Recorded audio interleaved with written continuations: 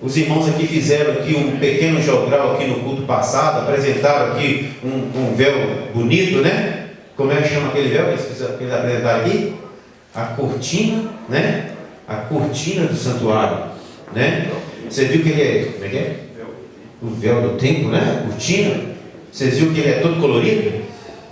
São 7 cores diferentes, não é isso? Aquelas cores lá não foram cores aleatórias. Alguém olhou assim, deixa eu pôr essa cor que eu achei bonito. Não é não. O Senhor ordenou que fosse feito, vai fazer um véu com essa cor, com essa cor, com essa cor. Costurado com esse tipo de linha. Dessa forma, de cima para baixo, de baixo para cima, de tal tamanho, de tal altura, tal largura. O Senhor mandou que fizesse o tabernáculo, irmãos, com determinado tipo de madeira. Vai lá e acha uma madeira. Não, a madeira, as estacas têm que ser feitas desse tipo de material, estabelecido qual era. Vocês vão fazer também com pedras engastadas. Qual pedra? Ouro, prata, cobre, bronze. Mas pode ser cascalho, está mais fácil, achei. Não, é ouro, prata, pedra, bronze. Porque Deus, irmãos, é Deus de detalhes. Deus é Deus de qualidade. Deus não é Deus de qualquer coisa, não. Deus não é Deus que as pessoas veem. Tem algumas pessoas que têm uma ideia de um Deus que é todo avacalhado. Não, Deus quer o coração. Aí o resto pode ficar tudo avacalhado. Já que o coração está beleza, o resto está beleza, né? Deus todo avacalhado. O coração está bom, então está bom. A pessoa fica toda avacalhada. Não, mas Deus é Deus de plenitude. A palavra do Senhor fala assim: que seja o vosso corpo, alma e espírito plenamente conservado. Não é só o coração, não. É tudo. Porque Deus é Deus de qualidade. E foi dada a ordem a Moisés fazer. Mas olha só para você ver Moisés. Moisés é um homem, embora cheio da graça de Deus, cheio do poder de Deus, mas era um homem comum. Deus chamou ele para uma tarefa específica, mas não deu ele superpoderes. Não fez dele super-homem. Agora eu vou te chamar e coloca ele numa capa específica lá, igual o super-homem, com aquela capa ele voa, com aquela capa ele pula das alturas, com aquela capa ele faz tudo quanto mais. Não, Moisés continuava um homem comum, com as suas fragilidades, com as suas limitações, vivendo de maneira igual a todas as pessoas. E ele não tinha a capacidade cognitiva e intelectual suficiente para fazer determinado trabalho. Mas Deus conhecia muito bem a Moisés, mas não apenas Moisés, mas também conhece o seu povo. Não conhece apenas aquele qual ele chama, aquela pessoa específica para quem mais conhece o seu povo. E quando nós vemos aqui, nós vemos Deus olhando para um homem que só vai falar dele aqui nesse texto. E depois esse personagem vai desaparecer da história, mas o papel dele é fundamental. E olha para você ver o que fala ali: eu, o Senhor, tenho chamado a Bezalel pelo nome. Vejam bem que não é um chamado aleatório. Tem alguém aí que esteja disposto? Tem alguém aí alguém que queira fazer isso, aquilo, alguém? Não é um chamado aleatório não, irmãos, mas é um chamado específico. Eu chamei a Bezalel. É interessante que para ele chamar pelo nome a Bezalel, é porque esse nome é conhecido. E se foi Deus que chamou, é porque esse nome é conhecido no céu. Olha, irmão, olha o valor que tem você ser conhecido no céu. Olha que valor. Tem pessoas que têm o seu nome, irmãos, nomes escritos no SPC, tem nome escrito no Serasa, tem nome escrito aí em vários lugares que seu nome é conhecido na vizinhança. Às vezes nem é de forma pejorativa e nem negativa, não, até nome conhecido positivamente. É nome conhecido aqui e acolá de forma muito positiva. Porém, não é conhecido no céu, Mas ter, irmãos, o vosso nome escrito no céu é de um valor inestimável, porque a palavra do Senhor diz assim, que o Senhor virá nas nuvens dos céus e chamará o seu povo, e aquele que no seu nome, cujo nome não foi encontrado no livro da vida, não herdará a promessa de Deus. Por isso que é importante nós termos um nome, mas o nome é escrito no céu. Mas quando temos o nosso nome escrito no céu, irmão, não é só para esse oba-oba, né? De termos a salvação em Cristo Jesus garantido, porque o nosso nome está lá, não. Mas temos o nosso nome escrito no céu, é porque estamos à disposição do Senhor. E olha que graça que temos vendo nesse versículo, que ele fala assim: eu tenho chamado a Bezalel. Chama ele e chama pelo nome. Mas chama para quê, irmãos? Chama para quê?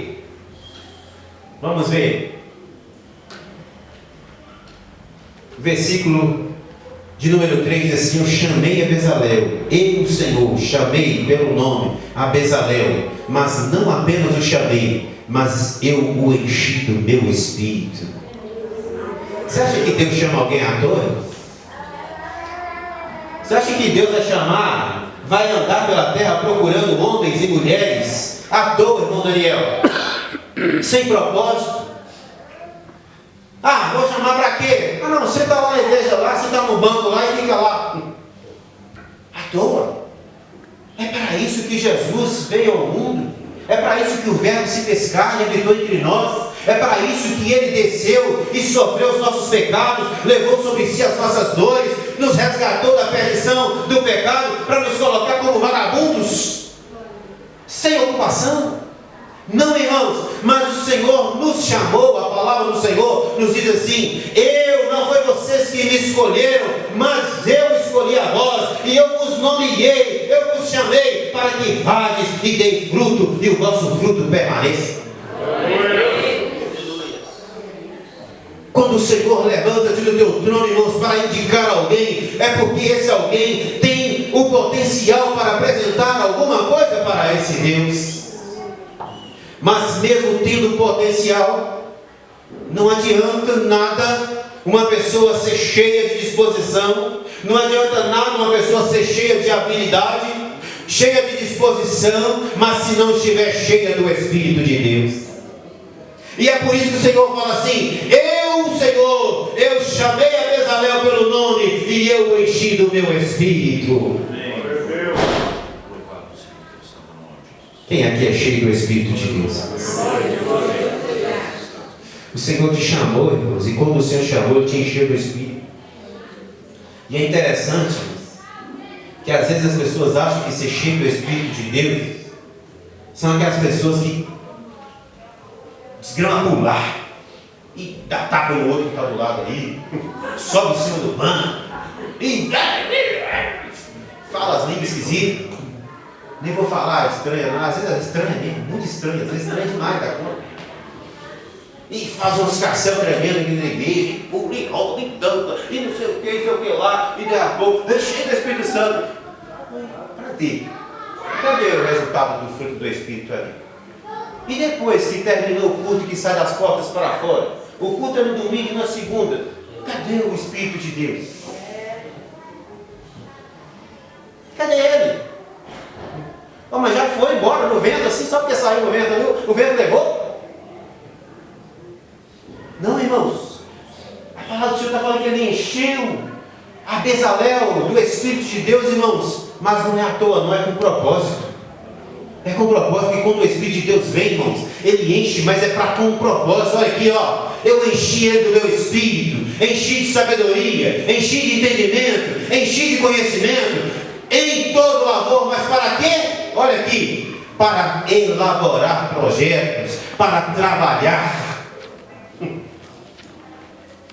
Quando Deus chama, irmãos, quando Deus nomeia, quando Deus enche do Espírito, irmãos, é porque Ele sabe que você tem potencial para apresentar alguma coisa para o crescimento do reino de Deus. Deus não chama ninguém para dar do seu Espírito, para dar dons espirituais, para encher da graça, para você colocar um colar no pescoço pendurado, para tirar onda com o outro. Eu tenho, você não tem, eu tenho, você não tem. Não, irmão, se Deus enche do Espírito, é porque Ele conta com você para trabalhar na sua seara.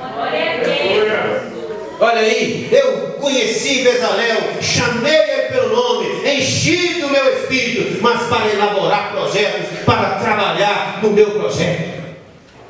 Você tem disposição para trabalhar no projeto de Deus? Você tem disposição para trabalhar na obra do Senhor? Você tem disposição para trabalhar para Deus? Às vezes você fica aí, mas eu fiz uma bagunça aqui, molhei tudo aqui. Eu não vi não. Tirar esse aqui, senão fica no negócio. Algumas pessoas ficam lá, eu não sou nada, eu não sou ninguém. Quem sou eu aí na igreja? Eu não sirvo para nada. Irmãos, presta bem atenção nesse rapaz chamado Bezalel. Bezalel não é sacerdote. Bezalel não é profeta. Bezalel não era levita. Bezalel era um homem comum da tribo de Dan. Um homem comum assim, uma pessoa comum. Identifica você aí agora. Quem é você? Se alguém pergunta, quem é você, fulano, de tal, aí na igreja, cheguei lá. Não sou ninguém não. Lá não sou nada não. Identifique-se na obra do Senhor. Se você hoje acha que você não é ninguém, faça como Isaías. Em Isaías capítulo número 6, versículo de número 1 em diante, fala assim: no ano em que morreu o rei Uzias, eu vi o Senhor assentado no alto e sublime trono, e o seu séquito enchia toda a casa. E os anjos, querubins, serafins, voavam para lá e para cá, e todos eles cantavam em uma só voz e diziam: Santo, Santo, Santo é o Senhor dos exércitos.